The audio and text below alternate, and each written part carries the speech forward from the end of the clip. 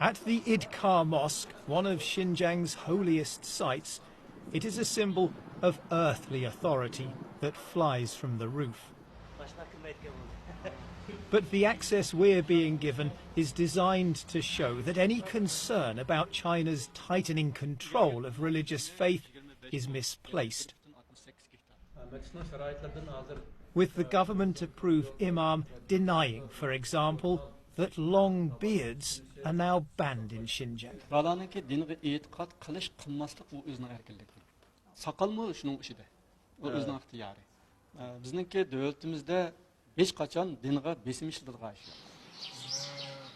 When we break away from our official tour, however, along with the locked and deserted homes, we find clear evidence of the suppression of Islamic customs and beliefs. So here it is in black and white, a notice telling people living in this village that certain religious practices are banned. At this point here at number 10 says that the wearing of long beards for young men is not to be allowed. Close by, we find one of Xinjiang's many re-education camps into which hundreds of thousands of Uyghurs, Kazakhs and other Muslim minorities have disappeared. And there's this. Right across the region, mosques are being destroyed. Over the past 2 years in cities, towns and villages, dozens of religious sites once clearly visible on satellite images have been turned into patches of bare earth. China's case is laid out in gruesome detail in this exhibition, designed to prove that its policies in Xinjiang are a rational response to years of separatist violence.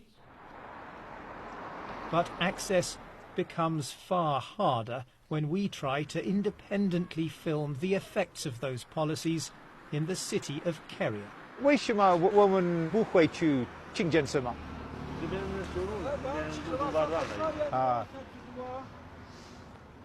So I asked if we can get to the mosque. He says that the road is closed. We think it's only just been closed moments before our arrival. We've seen a number of other people on motorbikes, scooters, some cars as well, stopping and asking why they can't get through.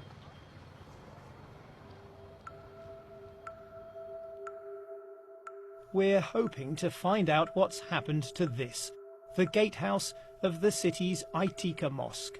Its distinctive shadow shows it was still standing in late 2017, but now it's gone, overwhelmed by the surrounding commercial development.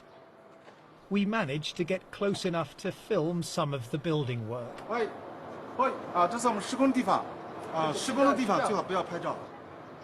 Marooned in the middle, the mosque's prayer hall with its domed towers is still intact. But there's construction machinery on the spot where the gatehouse once stood. Nearby, traditional Uyghur neighbourhoods are being demolished too. The old homes are visible in this image from 2 years ago.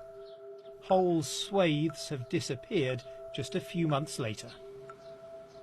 This patch of land encapsulates perfectly the two driving forces of modern China: political stability and economic development. There's no doubting that these neighbourhoods were poor, but by demolishing them, by repressing the faith of those who lived in them, and by forcing hundreds of thousands of them into re-education, the concern is that a whole history and culture are being wiped out. In 2015, we filmed the crowds, young and old, turning up to pray at the Idkar Mosque. Beards were easy to spot. 4 years on, the faces are clean-shaven. And this is the scene just before prayer time. Inside, a few elderly men gather in silence. Isn't the truth that what we've just seen is proof that China has suffocated Islam in this region? ilgari haqiqatan ko'pdi. Nima uchun ko'pdi desa, u vaqtida endi ish o'rinlarini ta'minlaydigan ish yo'q. Lekin xalqlarning turmushi namorat.